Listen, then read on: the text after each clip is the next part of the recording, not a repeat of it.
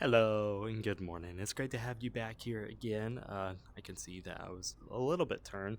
You can see got us both some coffees there in the background, and we'll have it here in just a moment. So, hello, and we have so much that we could talk about. We have an infinite amount of things we can talk about. And this morning, let's chit chat about you know validation. Not all validation is bad. There's healthy validation, and well, there's the other side of the coin. There's unhealthy validation.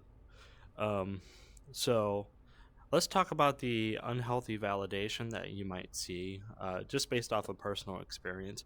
Um, so I've learned that if you're seeking validation from your partner constantly or all the time, or there's an expectation for you to validate statements or reasonings or things that you've done or actions slash reactions that you've taken or had, you're probably in a manipulative uh, partnership.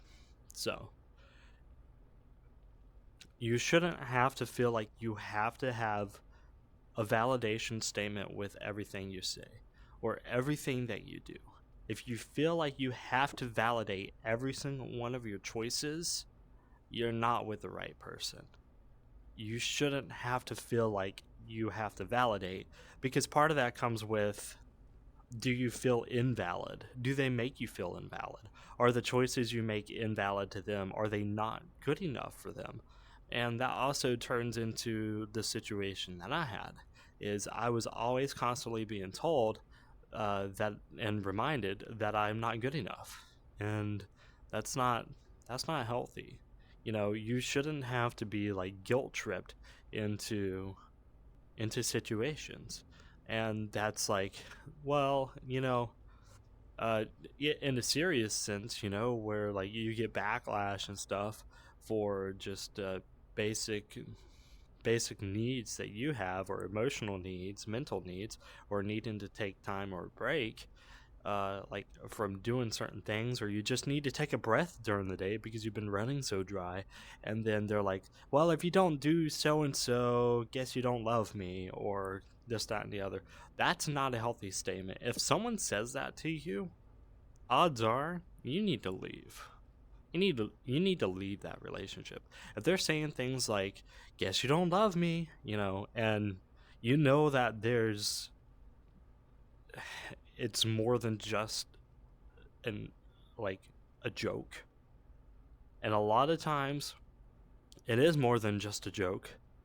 Or they'll get angry if if you don't do the thing that they're telling you to do.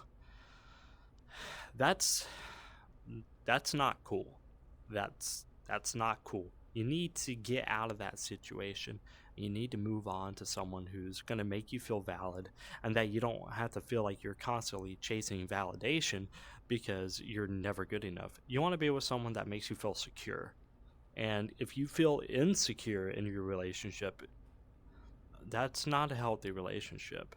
And a lot of times with these people is they'll promise they'll this that, or they'll make it seem like it's all your fault that things are falling apart, or it's all your fault for the problems there is, or you need to go to therapy, or you need to fix yourself. You. Nah. Nah. um no. No.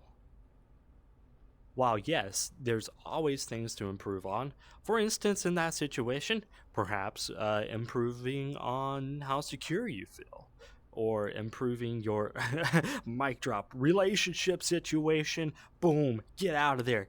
Go with someone that actually appreciates and loves you.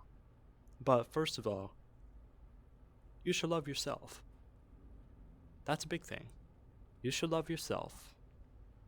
And with people like that, they reinforce the idea that they don't love you, or that there's like a blanket love, like a surface level, or and they make you kind of feel dark and depressed, or they make you feel confused and insecure, and they make you feel unloved, and they make you feel like you don't love yourself. Get out of that. Get out of that. And it's going to be difficult. It's not an easy situation. It's easier said than done to just leave those sorts of things. But a good first step is to, really get into therapy. And therapy services are, you can get them on like state healthcare and stuff like that. There's also like free counseling and stuff like that. Counselors are not the same thing as therapists, but counseling can always help you get into therapy. Counselors tend to be a good resource to go to if you have nowhere else to go and you don't know what to do. So that's what they're there for. They're there to help you through specific situations, or to accomplish specific tasks, and give you counsel. So don't forget about counselors. Big shout out to those guys. Big shout out to our therapist friends, our psychiatrists, our clinical therapists, etc., and everyone else who's part of that system. The administrations, uh, everything.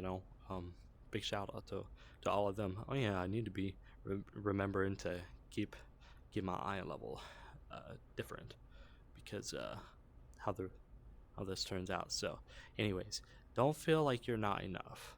Never put yourself into a situation where you feel like you're not good enough. Don't do that. You are enough. You may not realize it, but you are enough. And there are ways to improve your situation, and just take small little baby steps, and we know you'll make it. And if you ever need someone to talk to, you can always leave a comment, or I have a Discord now. You guys are more than welcome to come and talk into the Discord and, chit chat. And if you need anything, again, I'm not like a therapist or anything like that, but I am a friend, and I'll be there for you. So, um, don't worry. Um, well, let's talk about something else now. So we kind of went over a lot of stuff there. Let's talk about caffeine.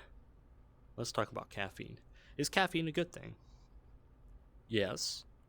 Can you have too much caffeine? Yes. Can you get addicted to caffeine? I'm going to say yes. So if you feel like you're having trouble sleeping at night, but you slam like four monsters a day, I've been guilty of doing that, especially through college. Uh, you might try to cut down on the energy drink. It also messes with your brainicle. It also messes with like your whole life, your physical fitness, your heart rate. Makes you feel more tired a lot of times. Like it just runs your body dry physically in order to try to keep you awake and stuff like that. So I would encourage you guys to slowly wean yourself off of so much caffeine if you have too much. I mean, it's good to have like, for me, I like to have a coffee a day, sometimes two, and then maybe like a Coke Zero or something like that. Um, but staggered out throughout the day. And I drink a lot of water. Don't forget to drink water. You got to drink like a gallon a day or something like that. Um, I would encourage you to uh, to to try to drink a lot of water if you can. Don't drink too much water. You can drink too much water, but definitely don't drink not enough water.